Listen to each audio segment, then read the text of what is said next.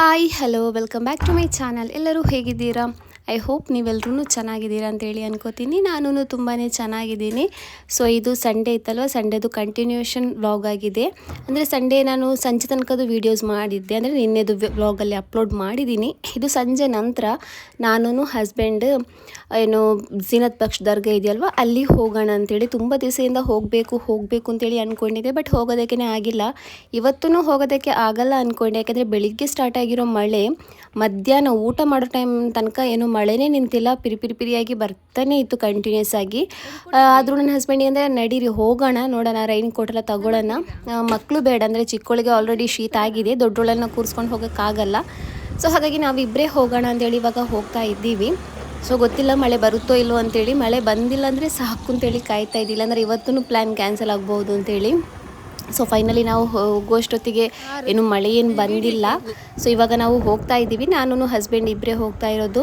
ನನ್ನ ಲೈಫಲ್ಲಿ ನಾನು ಇಷ್ಟು ದೊಡ್ಡೋಳಾದೆ, ಮಂಗಳೂರಲ್ಲೇ ಹುಟ್ಟಿ ಮಂಗಳೂರಲ್ಲೇ ಬೆಳೆದು ಇಷ್ಟು ದೊಡ್ಡೋಳಾಗಿ ಇದು ಫಸ್ಟ್ ಟೈಮ್ ನಾನು ವಿಸಿಟ್ ಮಾಡ್ತಾ ಇರೋದು ಝೀನತ್ ಬಕ್ಷ್ ದರ್ಗಕ್ಕೆ. ಇಷ್ಟರ ತನಕ ಹೋಗಿಲ್ಲ. ತುಂಬ ಜನರ ಬಾಯಲ್ಲಿ ಕೇಳಿದ್ದೆ ಝೀನತ್ ಬಕ್ಷ್ ದರ್ಗಾ, ಬೆಲಿಯಪಳ್ಳಿ ಅಂತೆಲ್ಲ ಹೇಳೋದನ್ನೆಲ್ಲ ಕೇಳಿದ್ದೆ. ಬಟ್ ಇಷ್ಟರ ತನಕ ಹೋಗೋ ನಸೀಬೇ ಬಂದಿತ್ತಿಲ್ಲ ಅನಿಸುತ್ತೆ. ಅದು ಎಲ್ಲದಕ್ಕೂ ನಸೀಬ್ ಬೇಕು ಅಂತ ಹೇಳ್ತಾರಲ್ವ, ಅದೇ ಥರ ಇದು ಹತ್ತಿರದಲ್ಲೇ ಇತ್ತು, ಬಟ್ ಹೋಗೋದಕ್ಕೇ ಆಗಿಲ್ಲ. ಸೊ ಇವತ್ತು ಫಸ್ಟ್ ಟೈಮ್ ಹೋಗ್ತಾ ಇದ್ದೀವಿ. ಸೊ ಹಾಗೇನೇ ಇಲ್ಲಿ ನಾನು ಹೆಲ್ಮೆಟ್ ಇಟ್ಟಿದ್ದೀನಿ, ನನ್ನ ಫೇಸಿಗಿಂತ ದೊಡ್ಡದಾಗಿಬಿಟ್ಟಿದೆ ಹೆಲ್ಮೆಟ್. ನಾನು ಜಾಸ್ತಿಯಾಗಿ ಹೊರಗಡೆ ಹೋಗುವಾಗ ಹೆಲ್ಮೆಟ್ ಹಾಕಲ್ಲ, ಅಂದರೆ ನಂಗೊಂಥರ ಅನ್ಸುತ್ತೆ, ತಲೆ ಮೇಲೆ ಭಾರ ಇಟ್ಟಾಗುತ್ತೆ. ಸೊ ಇವತ್ತು ಹಾಕಿದ್ದೀನಿ, ಮಳೆ ಏನಾದರೂ ಬಂದರೆ ಆಮೇಲೆ ಹೇಳೋಕ್ಕಾಗಲ್ಲ, ಸಂಡೇ ಟೈಮಲ್ಲಿ ಪೊಲೀಸ್ ಈ ಥರ ಇರ್ತಾರಲ್ವ. ಸೊ ಅದಕ್ಕೋಸ್ಕರ ಸೇಫ್ಟಿಗೂ ಆಗುತ್ತೆ ಅಂತೇಳಿ ಹಾಕಿದ್ದೀನಿ. ಸೊ ಇವಾಗ ಮಂಗಳೂರು ರೀಚ್ ಆಗ್ತಾ ಬಂದಿದ್ದೆ. ಹಾಗೆಯೇ ಹಸ್ಬೆಂಡ್ ಆದರೂ ಸೈದಾನಿ ಬೀವಿ ದರ್ಗಾ ಇದೆಯಲ್ವ, ಅಲ್ಲಿಗೂ ಹೋಗೋಣ ಅಂಥೇಳಿ. ಆಮೇಲೆ ಬರುವಾಗ ಏನು ಅಲ್ಲಿಗೆ ವಿಸಿಟ್ ಮಾಡಿ ಏನು ದುವಾ ಮಾಡಿ ಎಲ್ಲ ಬರೋಣ ಅಂತೇಳಿ ಪ್ಲ್ಯಾನ್ ಮಾಡಿ ಹೋಗಿರೋದು. ಬಟ್ ಬರೋ ಟೈಮಲ್ಲಿ ಹೋಗೋದಕ್ಕಾಗಿಲ್ಲ ನಮಗೆ. ಸೊ ಇವಾಗ ನಾವು ಹೋಗ್ತಾ ಇದ್ದೀವಿ, ಫಸ್ಟ್ ಟೈಮ್ ಹೋಗ್ತಾ ಇರೋದು. ನಮಗೆ ರೋಡೂ ಗೊತ್ತಿಲ್ಲ, ಹಸ್ಬೆಂಡೂ ಬಂದಿಲ್ಲ ಇಷ್ಟರ ತನಕ. ಸೊ ಇವಾಗ ರೀಚ್ ಆಗಿದ್ದೀವಿ ಝೀನತ್ ಬಕ್ಷ್ ದರ್ಗಕ್ಕೆ. ಸೊ ಇವಾಗ ಒಳಗಡೆ ಹೋಗ್ತಾ ಇದ್ದೀವಿ. ಈ ಝೀನತ್ ಬಕ್ಷ್ ದರ್ಗಾ ಕರ್ನಾಟಕದ ಅತ್ಯಂತ ಹಳೆಯ ಪುರಾತನ ಮಸೀದಿಗಳಲ್ಲಿ ಒಂದಾಗಿದೆ ಅಂತೇಳಿ ಹೇಳ್ಬೋದು. ತುಂಬಾ ಹಳೆಯ ಮಸೀದಿ. ಇದಕ್ಕೆ ಟಿಪ್ಪು ಸುಲ್ತಾನರು ಅವ್ರದ್ದು ಕೊಡುಗೆ ಇದೆ. ಅವರು ಅದರದ್ದು ಏನು ಒಳಗಡೆದು ಏನು ಮರದು ಕೆತ್ತನೆಗಳಲ್ಲಿ ಇದೆಯಲ್ವ, ಅದನ್ನೆಲ್ಲ ಅವರೇ ಮಾಡಿಸಿರೋದು ಅಂತೇಳಿ ಅದೂ ಇತಿಹಾಸ ಇದೆ. ಸೊ ಹಾಗೆಯೇ ಇದು ಕ್ರಿಸ್ತ ಶಕ 644ರಲ್ಲಿ ನಿರ್ಮಾಣ ಆಗಿರುವಂತಹ ಮಸೀದಿಯಾಗಿರುತ್ತೆ. ಅಂದರೆ ಹಿಜ್ರೆ 22ರಲ್ಲಿ ನಿರ್ಮಾಣ ಆಗಿರುವಂತಹ ಮಸೀದಿಯಾಗಿರುತ್ತೆ. ತುಂಬಾ ಹಳೆಯ ಮಸೀದಿ ಅಂತಲೇ ಹೇಳ್ಬೋದು.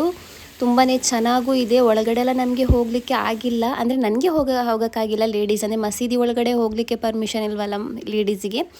ಸೊ ಹಾಗಾಗಿ ಹಸ್ಬೆಂಡಿಗೆ ಹೇಳಿದ್ದೆ, ನೀವು ಹೋಗಿ ವೀಡಿಯೋಸ್ ಎಲ್ಲ ಮಾಡಿ ಅಂತೇಳಿ.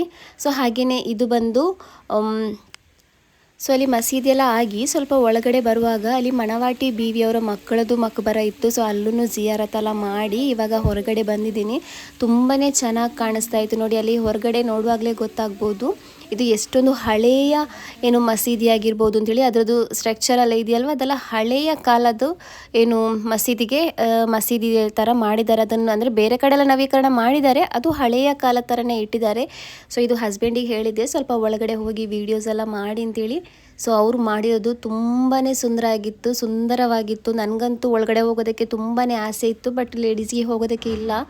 ನೋಡಿ ಮರದ ಕೆತ್ತನೆಗಳೆಲ್ಲ ಯಾವ ಥರ ಮಾಡಿದ್ದಾರೆ ಅಂತೇಳಿ. ಇದು ಟಿಪ್ಪು ಸುಲ್ತಾನ್ ಅವರು ಇದನ್ನು ನವೀಕರಿಸಿರೋದು, ಈ ಮಸೀದಿ ಇದೆಯಲ್ವ ಇದನ್ನು ನವೀಕರಿಸಿರೋದು. ಇದಕ್ಕೆ ಈ ಥರ ಏನು ಹೇಳ್ತಾರಲ್ವ, ಏನು ಅದರದ್ದು ಕೆಲಸ ಮಾಡ್ತಾರಲ್ವ, ಸೊ ಆ ಥರ ಮಾಡಿರೋದು ಅಂತೇಳಿ ಇತಿಹಾಸದಲ್ಲಿ ಇರೋದು. ನನಗೆ ಗೊತ್ತಿಲ್ಲ, ಇತಿಹಾಸದಲ್ಲಿರೋದನ್ನು ಹೇಳ್ತಾ ಇರೋದು. ಸೊ ಅಲ್ಲಿ ಸ್ವಲ್ಪ ನಾನು ಓದಿದ್ದೆ ಇದ್ರ ಬಗ್ಗೆ, ಸೊ ಅದನ್ನು ಹೇಳ್ತಾ ಇದ್ದೀನಿ. ಸೊ ಹಾಗೆಯೇ ಇಲ್ಲಿ ದರ್ಗೆಲ್ಲ ವಿಸಿಟ್ ಮಾಡಿ ಅಲ್ಲಿ ಜಿಯಾರತ್ತೆಲ್ಲ ಮಾಡಿ ನಾವು ಹೊರಗಡೆ ಬಂದ್ವಿ. ಯಾಕೆಂದರೆ ಅಲ್ಲಿ ಸಲಾತ್ ಇದೆಯಂತೆ, ಸಂಡೇ ಸಲಾತ್ ಆಗುತ್ತಂತೆ. ಸೊ ಹಾಗಾಗಿ ಏನು ನಾವು ನಿಂತಿಲ್ಲ ಅಲ್ಲಿ, ನಾವು ವಾಪಸ್ ಬಂದ್ವಿ. ಯಾಕಂದರೆ ಮಕ್ಕಳನ್ನೂ ಕರ್ಕೊಂಡ್ಬಂದಿಲ್ಲ, ಮಳೆನೂ ಬಂದರೆ ಅಂತೇಳಿ ನಾವು ವಾಪಸ್ ಬಂದ್ವಿ. ಸೊ ಹಾಗೆಯೇ ನನ್ನ ಹಸ್ಬೆಂಡೂ ಅದೇ ಥರ ಏನು ಫೆರಿ ಇದೆಯಲ್ವ, ನಾವು ಮಂಗಳೂರಿಂದ ಒಳಗಡೆ ಹೋಗಿ ಬೆಂಗರೆ ಪ್ರದೇಶಕ್ಕೆ, ಅಲ್ಲೊಂದು ದ್ವೀಪ ಥರನೇ ಅದು, ಬೆಂಗರೆ ಪ್ರದೇಶಕ್ಕೆ ಹೋಗುವಂತಹ ಏನು ದೋಣಿ ಮಾರ್ಗ. ಸೊ ಹಸ್ಬೆಂಡ್ ಇಷ್ಟರ ತನಕ ದೋಣಿಲಿ ಒಂದ್ಸಲನೂ ಕೂತಿಲ್ಲ ಅಂತ ಹೇಳ್ತಾಯಿದ್ರು. ಸೊ ಅದಕ್ಕೋಸ್ಕರ ಅವ್ರಿಗೂ ಒಂದ್ಸಲ ಏನು ಅದರದ್ದು ಏನು ಪ್ರಯಾಣ ಮಾಡಿಸೋಣ, ಅವರು ಅದರದ್ದೊಂದು ಎಕ್ಸ್ಪೀರಿಯನ್ಸ್ ತಗೊಳ್ಳಿ ಅಂತೇಳಿ. ಸೊ ನಾವು ಸುಮ್ಮನೆ ಅಲ್ಲಿ ಯಾರೂ ಇಲ್ಲ, ಫಸ್ಟಿಗಿದ್ರು ನಮ್ಮ ದೊಡ್ಡಮ್ಮ ಇದ್ದರು, ನಮ್ಮ ಅಮ್ಮಂದು ಅಕ್ಕ ಅಲ್ಲೇ ಇದ್ದಿದ್ದು, ಬೆಂಗರೆ ಇದೆಯಲ್ವ ಅಲ್ಲಿ ಇದ್ದರು. ಸೊ ಅವ್ರು ಇವಾಗ ಒಂದು 5-6 ವರ್ಷ ಆಗ್ಬೋದು, 5-6 ವರ್ಷ 3-4 ವರ್ಷ ಆಗ್ಬೋದು. ಸೊ ಅಲ್ಲಿಂದ ಮನೆ ಖಾಲಿ ಮಾಡಿ, ಅಂದರೆ ಮನೇನ ಮಾರಿ ಅವರು ಈ ಕಡೆ ಕೇರಳ ಕಡೆ ಶಿಫ್ಟ್ ಆಗಿದ್ದಾರೆ. ಸೊ ಹಾಗಾಗಿ ಇವಾಗ ಆ ಕಡೆ ಯಾರೂ ಇಲ್ಲ. ಅದಕ್ಕಿಂತ ಆವಾಗಲೂ ನಾವು ಹೋಗಿಲ್ಲ, ನಾವು ಹೋಗಿನೇ ಕಮ್ಮಿ ಅಂದ್ರೂ ಒಂದು 7-8 ವರ್ಷ ಆಗ್ಬೋದು. ಯಾಕೆಂದರೆ ಮದುವೆ ಆದಮೇಲೆಲ್ಲ ಆ ಥರ ಹೋಗೋದಕ್ಕೇ ಸಿಗಲ್ಲ. ಸೊ ಫಸ್ಟಿಗೆಲ್ಲ ಹೋಗ್ತಾಯಿದ್ವಿ, ತುಂಬಾ ಹಳೆಯ ಮೆಮೊರೀಸ್ ಎಲ್ಲ ಇದೆ ಇಲ್ಲಿ, ತುಂಬ ಅಂದರೆ ತುಂಬಾ ಹಳೆಯ ಮೆಮೊರೀಸ್. ನಾವು ಚಿಕ್ಕವರಿದ್ದಾಗ ಹಬ್ಬ ಇದೆಯಲ್ವ, ಆವಾಗ ನಮ್ಮನ್ನು ಫಸ್ಟಿಗೆ ಕಳಿಸ್ತಾಯಿದ್ರು, ನೀವು ಹೋಗಿ ನಾವು ಬರ್ತೀವಿ ಅಂತೇಳಿ. ನಾವು ಜಾಸ್ತಿಯಾಗಿ ಅಲ್ಲಿಗೆ ಹೋಗ್ತಾ ಇದ್ದಿದ್ದು, ಯಾಕೆಂದರೆ ದೋಣಿಲಿ ಹೋಗೋದಲ್ವ, ಅದೊಂಥರ ಇಂಟ್ರೆಸ್ಟ್, ಅದೊಂಥರ ಖುಷಿ ಚಿಕ್ಕವರಿದ್ದಾಗ. ಸೊ ಅದಕ್ಕೋಸ್ಕರ ನಾವೇನು ಮಾಡ್ತಾಯಿದ್ವಿ ಅಂದರೆ ನಾವು ಫಸ್ಟಿಗೆ ಹೋಗ್ತಾಯಿದ್ವಿ. ನಮ್ಮಮ್ಮ ನೆಕ್ಸ್ಟ್ ಡೇ ಅಥವಾ ಮರುದಿನ ಏನಾದರೂ ಬರ್ತಾಯಿದ್ರು. ನಮ್ಮಮ್ಮ ಹಬ್ಬಕ್ಕೆ ಮನೆ ಇಷ್ಟ ತನಕ ಖಾಲಿ ಮಾಡೇ ಇಲ್ಲ, ಮನೇಲಿ ಇದ್ದೇ ಇರ್ತಾರೆ. ಸೊ 2 ಡೇಸ್ 3 ಡೇಸ್ ಆದಮೇಲೆ ನಮ್ಮಮ್ಮ ಬರ್ತಾಯಿದ್ರು. ಸೊ ಆವಾಗ ನಾವು ಬಂದು ಇಲ್ಲಿ ನಿಂತ್ಕೊಂಡು ಕಾಯೋದು ಈ ಥರ ಎಲ್ಲ ಮಾಡ್ತಾಯಿದ್ವಿ. ಇಲ್ಲೆಲ್ಲ ಅಂಗಡಿ ಹತ್ರ ಎಲ್ಲ, ಅಂದರೆ ಇವಾಗ ಸ್ವಲ್ಪ ಜಾಸ್ತಿ ಅಂಗಡಿಗಳಾಗಿದೆ, ಆವಾಗ ಅಷ್ಟೊಂದು ಅಂಗಡಿಗಳೇನು ಇತ್ತಿಲ್ಲ. ಸೊ ತುಂಬಾ ಹಳೆಯ ನೆನಪು. ಹಸ್ಬೆಂಡಿಗೆಲ್ಲ ಇದ್ರ ಬಗ್ಗೆ ಹೇಳ್ತಾ ಇದ್ದೆ, ನಾವು ಈ ಥರ ಮಾಡ್ತಾಯಿದ್ವಿ, ಈ ಥರ ಇಲ್ಲಿಗೆ ಬಂದು ಈ ಥರ ನಮ್ಮಮ್ಮ ಅವ್ರನ್ನ ವೆಯ್ಟ್ ಮಾಡ್ತಾಯಿದ್ವಿ ಅಂತೆಲ್ಲ ಹೇಳ್ತಾ ಇದ್ವಿ. ನಾವು ಆವಾಗ ಹೋಗುವಾಗ ಟಿಕೆಟ್ ಇದಕ್ಕೆ ಏನು 2 ರೂಪೀಸ್ 3 ರೂಪೀಸ್ ಏನೋ ಇತ್ತು, ಅಂದರೆ ನಾನು ಹೋಗೋ ಟೈಮಲ್ಲಿ. ಬಟ್ ಇವಾಗ ಸ್ವಲ್ಪ ಜಾಸ್ತಿ ಆಗಿದೆ, ಅಂದರೆ ಒಬ್ಬರಿಗೆ 10 ರೂಪೀಸ್ ಥರ. ಸೊ ಹಸ್ಬೆಂಡು ನೋಡ್ತಾಯಿದ್ರು, ಅವ್ರಿಗೂ ತುಂಬಾ ಖುಷಿ ಆಗ್ತಾಯಿತ್ತು. ಅಂದರೆ ಫಸ್ಟ್ ಟೈಮ್ ಅವ್ರದ್ದೊಂದು ಎಕ್ಸ್ಪೀರಿಯೆನ್ಸ್, ಫಸ್ಟ್ ಟೈಮ್ ಈ ಥರ ದೋಣಿಲಿ ಹೋಗೋ ಎಕ್ಸ್ಪೀರಿಯೆನ್ಸ್ ಅವರು ಫಸ್ಟ್ ಟೈಮ್ ಮಾಡಿರೋದು. ಸೊ ಅವ್ರಿಗೂ ತುಂಬಾ ಖುಷಿ ಆಗ್ತಾಯಿತ್ತು. ನಾವು ಅದು ಸುಮ್ಮನೆ ಏನಿಲ್ಲ, ಮಂಗಳೂರಿಂದ ಬೆಂಗ್ರೆ ತನಕ ಬಂದ್ವಿ. ಅಲ್ಲಿ ಹಸ್ಬೆಂಡ್ ಒಂದು ಹೋಟೆಲಿಗೆ ಹೋಗಿ ಟೀ ಎಲ್ಲ ಕುಡಿದ್ರು. ನಾನು ಸ್ವಲ್ಪ ಹೊತ್ತಲ್ಲಿ ಕೂತ್ಕೊಂಡೆ, ಅಲ್ಲೇ ದೋಣಿ ನಿಲ್ಲುವಂತಹ ಜಾಗ ಇದೆಯಲ್ಲ, ಪೋರ್ಟ್ ಥರ. ಸೊ ಅಲ್ಲೇ ನಿಂತ್ಕೊಂಡು ಸ್ವಲ್ಪ ಹೊತ್ತು, ಆಮೇಲೆ ಒಂದು ದೋಣಿ ಆಯಿತು, ಇನ್ನೊಂದು ದೋಣಿ ಬಂತು. ಸೊ ಅದರಲ್ಲಿ ಆಮೇಲೆ ಹೋಗಿರೋದು, ಸ್ವಲ್ಪ ಹೊತ್ತು ಅಲ್ಲೇ ಕೂತ್ಕೊಂಡಿದ್ವಿ. ಎಲ್ಲರೂ ನಮ್ಮನ್ನೇ ನೋಡ್ತಾಯಿದ್ರು, ಯಾಕೆಂದರೆ ಬಂದು ಇಳ್ದಿರೋದು, ಅಲ್ಲೇ ನಿಂತ್ಕೊಂಡಿರೋದು, ವಾಪಸ್ ಹೋಗಿರೋದು. ಸೊ ಸುಮ್ಮನೆ ಒಂದು ಎಕ್ಸ್ಪೀರಿಯೆನ್ಸ್ ಆಗಲಿ ಹಸ್ಬೆಂಡಿಗೂ ಅಂತೇಳಿ ಬಂದಿರೋದಷ್ಟೇ. ಒಂದು ದೋಣಿ ಈ ಕಡೆಯಿಂದ ಹೋಗುವಾಗ ಒಂದು ದೋಣಿ ಆ ಕಡೆಯಿಂದ ಬರುತ್ತೆ. ತುಂಬಾ ಚೆನ್ನಾಗಿ ಕಾಣಿಸ್ತಾ ಇತ್ತು. ಒಟ್ಟಿನಲ್ಲಿ ಹಸ್ಬೆಂಡಿಗಂತೂ ತುಂಬಾ ಖುಷಿ ಆಯಿತು, ಅವರಂತೂ ತುಂಬಾ ಖುಷಿ ಪಟ್ಟರು. ಯಾಕಂದರೆ ಫಸ್ಟ್ ಟೈಮ್ ಅಂದರೆ ದೋಣಿಲಿ ಹೋಗೋದಂದರೆ ಫಸ್ಟ್ ಟೈಮ್ ಆ ಥರದ್ದು ಎಕ್ಸ್ಪೀರಿಯೆನ್ಸ್ ತಗೊಳ್ಳೋದಲ್ಲ, ಒಂಥರ ಖುಷಿನೇ ಅಲ್ವಾ. ಸೊ ಹಾಗಾಗಿ ಸೊ ಇವಾಗ ದೋಣಿಯಿಂದೆಲ್ಲ ಬಂದು ರಿಟರ್ನ್ ಇವಾಗ ಮನೆ ಹೋಗ್ತಾ ಇದ್ದೀವಿ. ನನ್ನ ಮಗಳಂತೂ ಆವಾಗವಾಗ ಫೋನ್ ಮಾಡ್ತಾಯಿದ್ಲು. ನಾವಂತೂ ಹೊರಗಡೆ ಏನೂ ತಿಂದಿಲ್ಲ, ಯಾಕೆಂದರೆ ಮನೆಯಲ್ಲಿ ಮಧ್ಯಾಹ್ನ ಬಿರಿಯಾನಿ ಊಟ ಎಲ್ಲ ಮಾಡ್ಕೊಂಡೇ ಬಂದಿರೋದಲ್ವ. ಸೊ ಹಾಗಾಗಿ ಹೊಟ್ಟೆ ಫುಲ್ ಆಗಿಬಿಟ್ಟಿತ್ತು. ಇವಾಗ ಶೆಕೆನೂ ಇಲ್ಲ, ಮಳೆ ಬರೋದ್ರಿಂದ ಅಷ್ಟೊಂದು ಬಾಯಾರಿಕೆನೂ ಆಗಲ್ಲ. ಹಾಗಾಗಿ ಜ್ಯೂಸ್ ಕುಡಿಯೋದಕ್ಕೇ ಆ ಥರ ನೆನಪು ಬಂದಿಲ್ಲ, ಆ ಥರ ಬಾಯಾರಿಕೆನೂ ಆಗಿಲ್ಲ. ಹಾಗೆಯೇ ಇಲ್ಲಿ ಬರುವಾಗ ಒಂದು ಕಾರ್ ಇತ್ತು, ಹಸ್ಬೆಂಡ್ ಫೆರಾರಿ ಅಂತ ಹೇಳಿದರು. ಫರಾರಿ ಕಾರೇ ತುಂಬಾ ಚೆನ್ನಾಗಿತ್ತು. ಅದೂ ಅಲ್ಲಿ ಹೊರಗೆ ನಿಲ್ಲಿಸಿದ್ರು. ನನಗೆ ಜಾಸ್ತಿ ವೀಡಿಯೋ ಮಾಡೋಕ್ಕೊಂಥರ ಅನ್ನಿಸ್ತು, ನನಗೆ ಎಷ್ಟಾಯಿತು ಅಷ್ಟು ವೀಡಿಯೋನ ಮಾಡಿದ್ದೆ. ಸೊ ಹಾಗೆಯೇ ತುಂಬ ದಿವಸದಿಂದ ನಾವು ಈ ಥರ ನೋಡ್ತಾ ಇದ್ವಿ. ಇದ್ರ ಒಳಗಡೆ ಒಂದು ರೋಡ್ ಇದೆ, ಎಲ್ಲಿ ಮುಗೇರಾಗಿ ಬಂದು ಸ್ವಲ್ಪ ಮುಂದ್ಗಡೆ ಬರುವಾಗ ಒಳಗಡೆ ಒಂದು ರೋಡ್ ಇದೆ. ಅಲ್ಲಿ ಒಂದೊಂದು ಸಲ ನೈಟ್ ಟೈಮಲ್ಲಿ ಫುಲ್ ಲೈಟಿಂಗ್ಸ್ ಎಲ್ಲ ಹಾಕಿರ್ತಾರೆ. ಸೊ ಅಲ್ಲಿ ಏನಿರ್ಬೋದು ಅಂತೇಳಿ ಇಷ್ಟೊಂದು ಗೊತ್ತಿಲ್ಲ, ಹೋಗೂ ಇಲ್ಲ, ನೋಡೂ ಇಲ್ಲ. ಸೊ ಅದಕ್ಕೋಸ್ಕರ ಹೋಗಿ ನೋಡೋಣ ಅಂತೇಳಿ ಅದ್ರ ಒಳಗಡೆನೂ ಬಂದಿದ್ವಿ. ತುಂಬಾ ಚೆನ್ನಾಗಿತ್ತು, ಪ್ಲೇಸ್ ಅಂತೂ ತುಂಬಾ ಚೆನ್ನಾಗಿತ್ತು. ಆ ಸೈಡಲ್ಲೆಲ್ಲ ದೋಣಿಗಳೆಲ್ಲ ಇಟ್ಟಿದ್ರು. ಅಲ್ಲಿ ಹೋಗಿ ನೋಡಿದ ಮೇಲೆ ಗೊತ್ತಾಯಿತು, ಅಲ್ಲಿ ಈ ಥರ ಬೋಟಿಂಗ್ ಎಲ್ಲ ಮಾಡ್ತಾರಲ್ವ, ನೇತ್ರಾವತಿ ಬ್ರಿಡ್ಜ್ ಇದೆಯಲ್ವ, ಅದ್ರ ಕೆಳಗಡೆಯಿಂದಾಗಿ ಎಲ್ಲ ಬೋಟಿಂಗ್ ಮಾಡಿಸ್ತಾರೆ ಅಂತೇಳಿ. ಸ್ಪೀಡ್ ಬೋಟ್, ಆಮೇಲೆ ಫ್ಯಾಮಿಲಿ ಒಂದು 4 ಜನ ಕೂತ್ಕೊಳ್ಳೋ ಬೋಟ್ ಇದೆ, 8 ಜನ ಕೂತ್ಕೊಳ್ಳೋ ಬೋಟ್ ಇದೆ, ಈ ಥರದ್ದೆಲ್ಲ ಇದೆ. ಜನ ಅಂತೂ ಯಾರೂ ಇತ್ತಿಲ್ಲ, ಒಬ್ಬರು ವಿಸಿಟರ್ಸ್ ಇದ್ರು. ಅಲ್ಲಿ ಅವ್ರ ಮಗುನ ಕರ್ಕೊಂಡು ಬಂದಿರೋದು ತೋರಿಸೋದಕ್ಕೆ ಅಂತೇಳಿ. ಬಟ್ ನಾವೇನು ಹೋಗಿಲ್ಲ ಅದಕ್ಕೆ, ಯಾಕೆಂದರೆ ನನಗೆ ಒಂಥರ ಚಿಕ್ಕ ಮಗಳು ಇಲ್ವಲ್ಲ, ಅವಳಿಲ್ಲಾಂದರೆ ಯಾವುದಕ್ಕೂ ಮನಸ್ಸೇ ಆಗಲ್ಲ. ದೊಡ್ಡಳು ಹೇಗೂ ಓಕೆ, ಅವಳು ದೊಡ್ಡಳ ಮೇಲೆ ಪ್ರೀತಿ ಇಲ್ಲ ಅಂತೇಳಿ ಏನಲ್ಲ, ದೊಡ್ಡೋಳಿಗಿಂತ ಚಿಕ್ಕೋಳಿಗೆ ಈ ಥರದ್ರಲ್ಲೆಲ್ಲ ಇಂಟ್ರೆಸ್ಟ್ ಜಾಸ್ತಿ. ದೊಡ್ಡೋಳು ಈ ಥರದಲ್ಲ ಅಂದರೆ ಸ್ವಲ್ಪ ಹೆದರ್ತಾಳೆ, ಬಟ್ ಚಿಕ್ಕೋಳು ಆ ಥರ ಎಲ್ಲ ಹೆದರಲ್ಲ, ಅವಳಿಗೆಲ್ಲ ತುಂಬಾ ಇಷ್ಟ. ಸೊ ಅದಕ್ಕೋಸ್ಕರ ನಾವೇನು ಹೋಗಿಲ್ಲ. ಇನ್ನೊಂದು ಸಲ ಮಕ್ಕಳೆಲ್ಲ ಬಂದಾಗ, ಅದನ್ನು ಮಳೆ ಟೈಮ್ ಮುಗೀಲಿ ಆಮೇಲೆ ಬರೋಣ ಅಂತೇಳಿ ರಿಟರ್ನ್ ಬಂದ್ವಿ. ಸೊ ಹಾಗೇನಿಲ್ಲ, ನನ್ನ ತಂಗಿನೂ ಮೆಹಂದಿ ಇಡು ಅಂತ ಹೇಳಿದ್ಲು. ಅವಳೇ ನಮಗೆಲ್ರಿಗೂ ಇಡೋದು, ಅವಳಿಗೆ ಇನ್ನೊಂದು ಕೈಗೆ ಅವಳಿಗೆ ಇಡೋದಕ್ಕೆ ಆಗಲ್ಲ.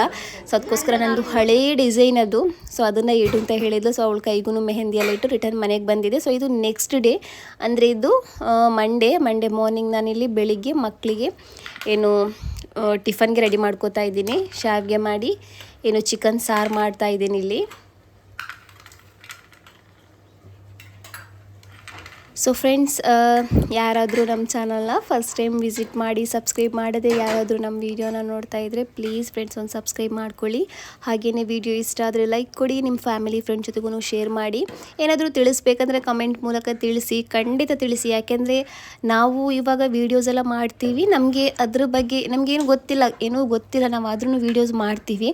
ನಮಗೆ ಅದ್ರ ಬಗ್ಗೆ ಚೆನ್ನಾಗಿ ಗೊತ್ತಾಗಬೇಕಂದ್ರೆ ನೀವೇ ಹೇಳ್ಕೊಡ್ಬೇಕಂದ್ರೆ ನೀವು ವೀಡಿಯೋದಲ್ಲಿ ಈ ಥರ ಮಾಡಿ ಆ ಥರ ಮಾಡಿ ಅಥವಾ ಏನಾದರೂ ಇದ್ದರೆ ನೀವೇ ಹೇಳಬೇಕು. ಅಥವಾ ಇಲ್ಲ ನಮ್ಮ ವೀಡಿಯೋ ಚೆನ್ನಾಗಿದೆ ಅಂತ ಅಂದರೆ ಒಂದು ಕಮೆಂಟಲ್ಲಿ ನಿಮ್ಮ ವೀಡಿಯೋ ಚೆನ್ನಾಗಾಗುತ್ತೆ ನೋಡೋದಕ್ಕೆ ಅಂತಲ್ಲಿ ಇದೆಲ್ಲ ಬರೆದ್ರೆ ನಮ್ಗೆ ಅದರಲ್ಲೇ ಒಂದು ಏನು ಎಕ್ಸ್ಪೀರಿಯನ್ಸ್ ಆದಾಗುತ್ತೆ, ಏನು ತಪ್ಪಾಗುತ್ತೆ ಏನು ಸರಿ ಇದೆ ನಮ್ಮದು ಅಂತೆಲ್ಲ ಹೇಳಿ ಗೊತ್ತಾಗುತ್ತೆ. ಸೊ ಅದಕ್ಕೋಸ್ಕರ ಏನಾದರೂ ಒಂದು ಕಮೆಂಟ್ ಮಾಡಿ, ವಿಡಿಯೋ ಇಷ್ಟ ಆದರೆ ಇಷ್ಟ ಆಗಿದೆ ಅಂತ ಹೇಳಿ, ಇಷ್ಟ ಆಗಿಲ್ಲ ಅಂದರೆ ಇಷ್ಟ ಆಗಿಲ್ಲ ಅಂತ ಹೇಳಿ.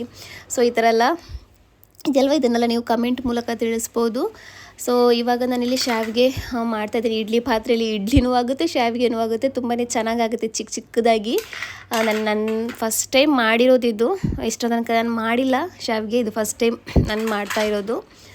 ಸೊ ಹಾಗೆಯೇ ಏನು ಚಿಕನ್ ಸಾರನ್ನು ಮಾಡಿದ್ದೀನಿ. ಇಲ್ಲಿ ಸಿಂಪಲಾಗಿಯೇ ಮಾಡಿರೋದು, ಜಾಸ್ತಿ ಏನು ಫ್ಯಾನ್ಸಿಯಾಗಿ ಏನು ಮಾಡಿಲ್ಲ. ಬೇಗ ಆಗಬೇಕು, ಬೆಳಿಗ್ಗೆ ಟೈಮಲ್ಲಿ ಏನು ಗೊತ್ತಿದ್ದಲ್ವ, ಅರ್ಜೆಂಟ್ ಆಗುತ್ತೆ. ಸೊ ಹಾಗಾಗಿ ಯಾವ ಕೆಲಸ ಈಸಿ ಆಗುತ್ತೆ ಸೊ ಅದನ್ನು ಮಾಡೋದಕ್ಕೆ ಟ್ರೈ ಮಾಡ್ಕೊಳ್ಳೋದು ಮಕ್ಕಳಿಗೆ. ಸೊ ಇವಾಗ ಚಿಕನ್ ಸಾರು ಎಲ್ಲ ಮಸಾಲೆ ಎಲ್ಲ ಚೆನ್ನಾಗಿ ಈರುಳ್ಳಿ ಟೊಮೆಟೊ ಹಣ್ಣೆಲ್ಲ ಚೆನ್ನಾಗಿ ಫ್ರೈ ಮಾಡಿ ಮಿಕ್ಸಿಲಿ ಹಾಕಿ ಗ್ರೈಂಡ್ ಮಾಡಿ ಚಿಕನ್ಗೆ ಹಾಕಿ ಬೇಯಿಸಿರೋದಷ್ಟೇ ಕುಕ್ಕರಲ್ಲಿ. ಸೊ ತುಂಬಾ ಚೆನ್ನಾಗಿ ಆಗ್ತಾಯಿದೆ ಈ ಥರ ಇಡ್ಲಿ ಪಾತ್ರೆಯಲ್ಲಿ ಶಾವಿಗೆ ಹಾಕೋದಕ್ಕೆ. ಸೊ ಈ ಮಿಷಿನ್ ಇದೆಯಲ್ಲ ನನ್ನ ಹತ್ರ ಇತ್ತಿಲ್ಲ, ಇದು ನಾನು ಪಕ್ಕದ ಮನೆಯವ್ರ ಹತ್ರ ಕೇಳಿ ಮಾಡಿರೋದು. ಯಾಕೆಂದರೆ ನಮ್ಮ ಮನೇಲಿದೆ, ನಮ್ಮ ಅಮ್ಮನ ಮನೇಲಿದೆ. ಇನ್ನೊಂದು ಬರುತ್ತಲ್ಲ, ಒಬ್ಬರು ತಿರುಗಿಸ್ಬೇಕು, ಒಬ್ಬರು ಕೆಳಗಡೆಯಿಂದ ಪಾತ್ರೆ ಇಟ್ಕೋಬೇಕು. ಸೊ ಆ ಥರದಿರೋದು, ಅದಕ್ಕೆ ಇಬ್ಬರಿಬ್ಬರು ಬೇಕು. ಅದಕ್ಕೋಸ್ಕರ ನಾನು ಶಾವಿಗೆ ಮಾಡೋದಕ್ಕೇ ಹೋಗ್ತಾ ಇತ್ತಿಲ್ಲ. ಬಟ್ ಈ ಮಿಷಿನ್ ಇದೆಯಲ್ಲ ಪಕ್ಕದ ಮನೆಯವರು, ಅವರು ಆನ್ಲೈನಿಂದ ತೊಗೊಂಡಿರೋದು ಅಂತ ಹೇಳಿದರು. ಸೊ ಅದಕ್ಕೋಸ್ಕರ ಅವ್ರ ಹತ್ರ ಒಂದು ಸಲ ಕೇಳಿ ಟ್ರೈ ಮಾಡ್ಕೊಂಡು ನೋಡೋಣ ಅಂತೇಳಿ ಇವಾಗ ಅದನ್ನು ಮಾಡ್ಕೋತಾ ಇರೋದು.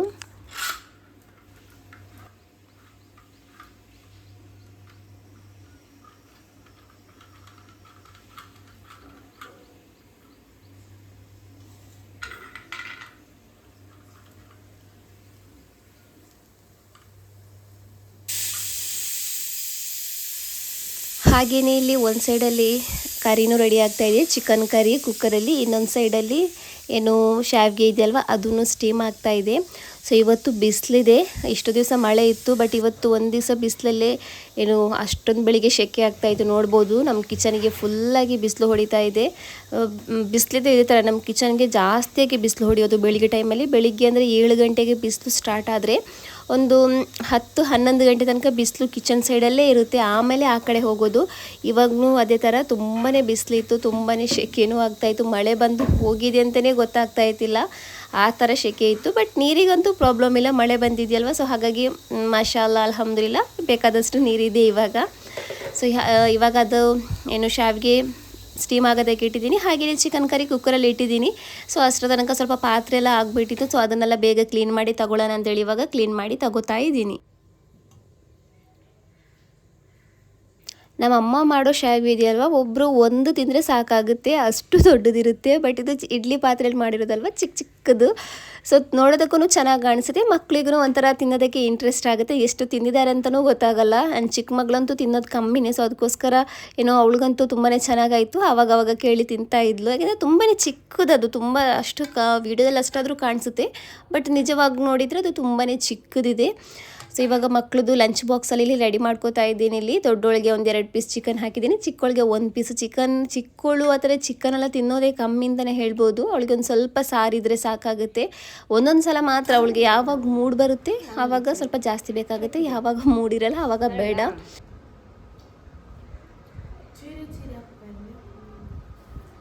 ಸೊ ಹಾಗೆಯೇ ಇವಾಗ ನಂದು ಮನೆ ಕೆಲಸ ಎಲ್ಲ ಆಯಿತು, ಮಕ್ಕಳನ್ನು ಸ್ಕೂಲಿಗೆಲ್ಲ ಹೋಗಿದ್ದಾರೆ. ಸೊ ಸ್ವಲ್ಪ ಇವತ್ತು ಬಿಸಿಲಿದೆಯಲ್ವ, ಸೊ ಹಾಗಾಗಿ ಇಲ್ಲೇ ಹಾಕ್ಕೊಂಡಿದ್ದೀನಿ ಬಟ್ಟೆಗಳನ್ನೆಲ್ಲ. ಸ್ವಲ್ಪ ಬಿಸಿಲು ಬಿದ್ದರೆ ಒಣಗಲಿ ಅಂತೇಳಿ, ಯಾವಾಗ ಮಳೆ ಬರುತ್ತೆ ಅಂತೇಳಿ ಹೇಳೋಕ್ಕಾಗಲ್ಲ. ಸೊ ಇಲ್ಲೆಲ್ಲ ಕ್ಲೀನ್ ಮಾಡಿದ್ದೀನಿ. ಸೊ ಹಾಗಾಗಿ ಇಲ್ಲೇ ಹಾಕ್ಕೊಂಡಿದ್ದೀನಿ ಬಟ್ಟೆನ. ಸೊ ಇವಾಗ ತುಂಬಾ ಹಸಿವಾಗ್ತಿದೆ. ಸೊ ಇವಾಗ ಬ್ರೇಕ್ಫಾಸ್ಟ್ ಮಾಡೋಣ ಅಂತೇಳಿ. ಹಾಗೆ ನನ್ನ ಫೇಸ್ ಮೇಲೆ ಎಷ್ಟು ದೊಡ್ಡ ಪಿಂಪಲ್ ಬಿದ್ದಿದೆ ನೋಡಿ, ಕಾಣಿಸ್ತಿದೆಯಾ ನೋಡಿ, ಎಷ್ಟು ದೊಡ್ಡದಂತೆ ಇದೆ ಅಂತೇಳಿ. ಹಸ್ಬೆಂಡ್ ನಿನ್ನೆಯಿಂದ ಅದ್ರ ಹಿಂದ್ಗಡೆನೇ ಇದ್ದಾರೆ. ಏನು ತುಂಬಾ ಭಯ ಆಗ್ತಾಯಿದೆ ಅವ್ರು ಮುಂದ್ಗಡೆ ಬರೋದಕ್ಕೇ, ಅದನ್ನು ಈ ಥರ ಮಾಡಿ ತೆಗೆಯೋದಕ್ಕೆ ಅಂತೇಳಿ ನಿನ್ನೆಯಿಂದ ನಾನು ಹಿಂದ್ಗಡೆನೇ ಬಿದ್ದಿದ್ದಾರೆ. ಸೊ ಅದನ್ನು ಅದಾಗಿನೇ ಹೋಗುತ್ತೆ. ನನಗೆ ಇಲ್ಲೇ ಒಂದೇ ಬೀಳೋದು, ಆವಾಗವಾಗ ಇಲ್ಲೇ ಬೀಳ್ತಾ ಇರೋದು. ಸೊ ಇವಾಗ ಮೊದಲು ಬ್ರೇಕ್ಫಾಸ್ಟ್ ಮಾಡೋಣ. ಸೊ ತುಂಬಾ ಚೆನ್ನಾಗಿ ಬಂದಿತ್ತು. ಎಲ್ಲ ಕಡೆನೂ ಇದೆಯಾ ಇವಾಗ ಈ ಥರದ್ದು ಏನು ನೊಣ ಇದೆಯಲ್ವಾ, ಎಲ್ಲ ಕಡೆನೂ ಇದೆ. ಎಷ್ಟೇ ಕ್ಲೀನ್ ಮಾಡಲಿ, ಏನೇ ಹಾಕಿ ಕ್ಲೀನ್ ಮಾಡಿದ್ರೂ ಆ ನೊಣ ಇದೆ.